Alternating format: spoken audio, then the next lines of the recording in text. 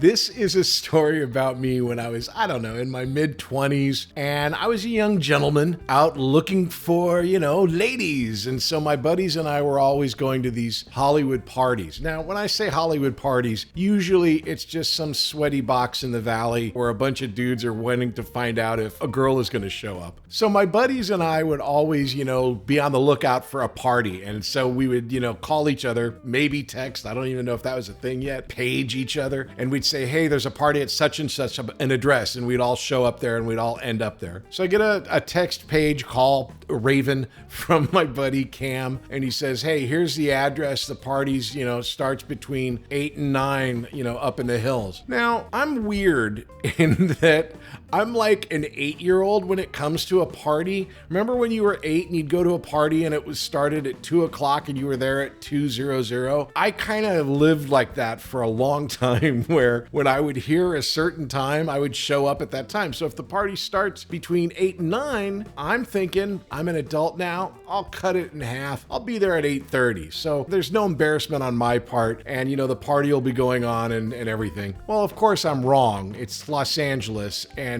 between 8 and 9 means between 10:30 and 11. But I didn't know that at this time. In fact, this story is the story that taught me to go later. So I end up going up into the Hollywood Hills, which can be treacherous without Google Maps or a smartphone. We had our Thomas guides, which were these big books of maps, and these tiny little streets where you had to figure it all out. And I finally get to this place, and it's a really, really nice house. Don't know who's throwing the party, but I'm like going, oh, this is sweet. I even got a good place to park. Still not putting it together.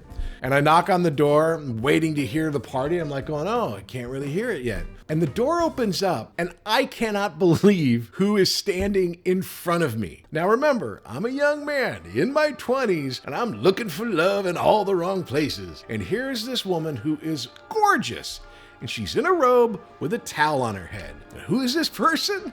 It's Daphne Zuniga from Melrose Place, in a robe and a towel on her head. I can't begin to tell you how many young gentlemen's fantasies begin with something just like this. Now, my mind is freaking out because it's like Daphne Zuniga, robe, towel on her head. Obviously, just right out of the shower, getting ready for her party, of which is not happening yet, but I'm there because I'm there stupidly early. And I'm like, I'm Cam's friend? And she goes, oh, come in. And she reaches out and she grabs me. She goes, I'm so glad you're here. She pulls me into the kitchen and she goes, can you reach that? And she points to this big cooler on top of one of her shelving units. And so I retrieve the ice cooler for her, and she puts ice in it. She goes, here, put these beers in here. She goes, I'll be down in a minute. So it's just me and Daphne Zuniga at her house, and we're getting ready for her party. But no one really did show up until 10. And so all through that time, she's getting ready and we're getting the place ready for the party. She turns out to be really, really cool. Obviously, she's gorgeous, and she was really, really sweet.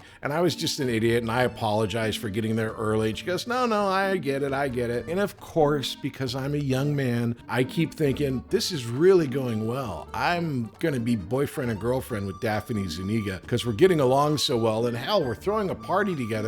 So obviously this will be our coming out party. Everyone will want to know, who's the guy that you're hanging out with, Daphne? And she'll go, well, this is Patrick. I met him tonight, and I fell madly in love. So people start showing up, and not that I'm hosting the party. By no means, I am not, but I still have that kind of feeling like I'm part of this thing, and me and Daphne are doing this together. Until this guy shows up, and he's like a god amongst men. He makes Chris Evans look like a joke. And she throws her arms around him and she goes, oh, baby. And of course, it's her boyfriend, who I guess had just landed from Zurich or Prague or somewhere where he was shooting some movie. I don't know who this guy was. I don't care. But me and Daphne were no longer an item. And it broke my heart. So for the rest of the night, my friend finally shows up around 10:30. We're hanging around. I'm telling him that, this whole story. But that was the moment that I realized, oh no, you don't go early to parties